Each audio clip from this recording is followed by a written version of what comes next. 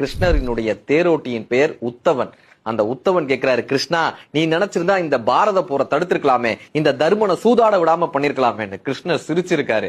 துரியோதன் பக்கம் சகுனி சூதாடுனானா, அப்ப தர்மன் என்ன பண்ணிருக்கணும், என்னை அழைச்சிருக்கணுமே. ஆனா தர்மன் என்ன தெரியுமா நினைச்சான், நான் அந்த இடத்திற்கு வந்து விடவே கூடாது என்று தர்மன் நினைத்தான். நான் அந்த சூதாட்ட கூடத்தினுடைய வாயிலே நின்று கொண்டிருந்தேன்.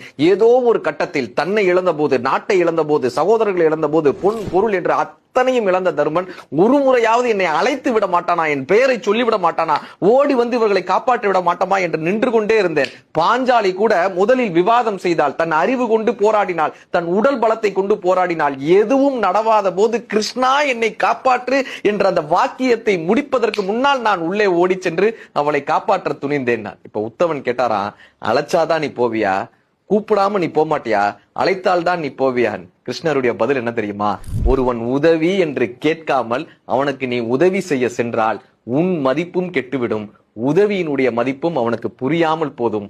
இது கடவுள் என்றாலும் அவருக்கும் பொருந்தும். ஒருவர் உதவி என்று கேட்காமல் அவர்களுக்கு நீங்கள் உதவி செய்தால் அந்த உதவி வீணான. Download ShareChat.